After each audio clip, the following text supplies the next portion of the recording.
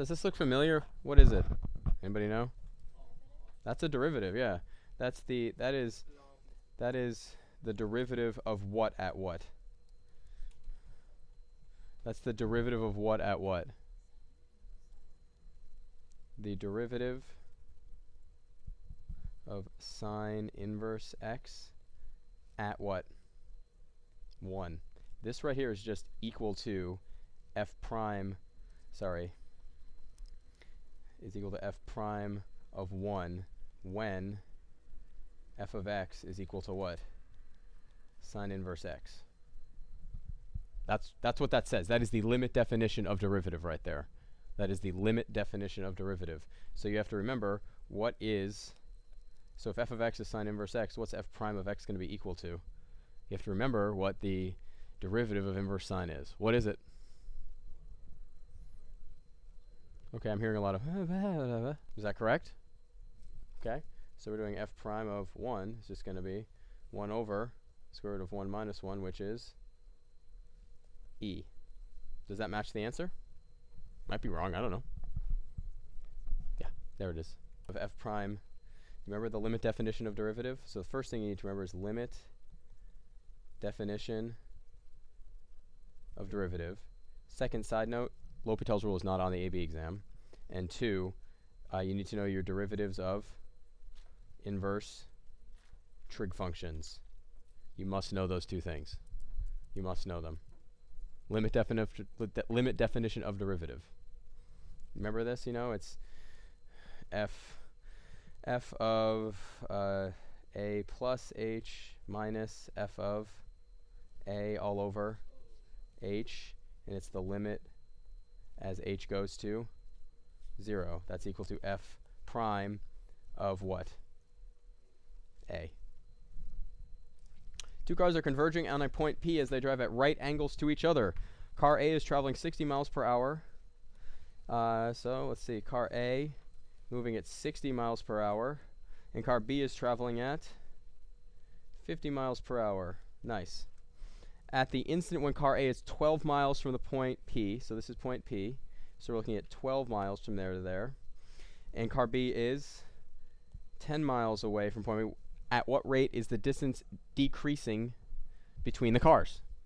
Well, the distance between the cars is this distance. What shape do you see? So you know that x squared plus y squared is equal to this distance squared? Yeah, right? So what are you going to do now? You're trying to find a rate of change, so we're going to have to do what? Take the derivative. Times takes the derivative in terms of time. So if we do this, it's going to be 2x dx dt plus 2y times dy dt equals 2d dd, sorry, dd, sorry, dt. That's why you don't really use d, but anyway. A lot of things cancel. What cancels? The 2's. Take what you can get. What is x going to be? Oh, it's 10. And what is dx dt? No. dx dt. 50. What's y going to be? 12. What's dy dt? 60. And then we don't know what dd dt is, but so we're left with this right here. Which one are we trying to find, d or dd dt? dd dt. Yeah, I'm just trying to get you to stutter. It's fun. What do we need to find, though? What's the one thing left? D. Well, we know that 10 squared plus 12 squared is going to be equal to 100 plus 144, right? Which is equal to d squared, right? So what is d equal to? The square root of 244, correct? So what is dd dt going to be? 500 plus, what's 12 times 60? 720, right? 720, right? All over the square root of 244. And what do you need in order to finish this? Yeah, this is the only point you need the calculator for exactly. It's kind of annoying. 78.102. There it is. Yay, if I could circle it. There it is. You have to for the 3 decimal rule. Let's say you didn't round until the end and you ended up with like 79.64592. They would accept 2 different answers. They would accept either 79.645 or 79.646. All the zeros out? No. You could. What is a? If the limit as x goes to infinity of a e to the x over x plus e to the x is 3, what is a? How do you do it? You can think about it as the only terms that are really going to matter are what? The e to the x terms. So why are these the only ones that really matter?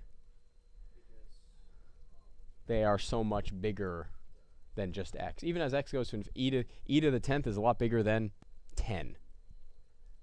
So we want, in order for this to equal 3, a over e to the x over e to the x needs to equal what? 3. So a is going to be equal to?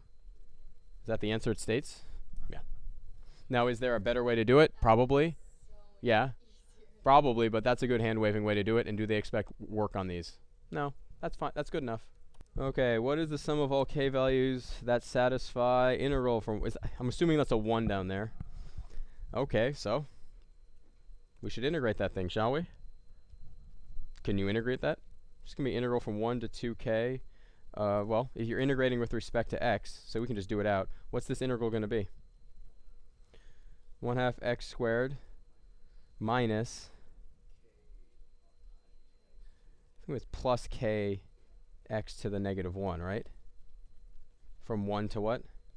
I think that's correct. And how can you check it? Just take the derivative. Does it match? Well, yeah, it's going to be x, makes it negative 2. So yeah, it works. So then what do you have? What do you have to plug in there?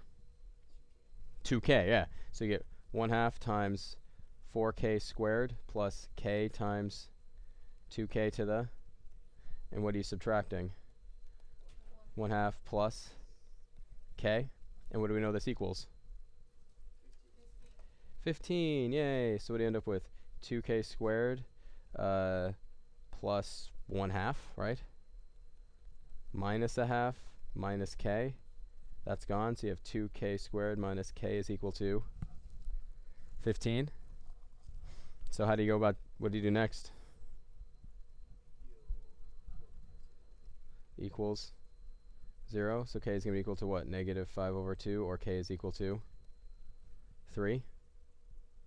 What is the sum of all k values that satisfy that? So 3 minus 5/2 is what? 1/2. That's a nasty way to write the answer. There you go. It was their shorthand way of getting one number out of a question that has 2 answers.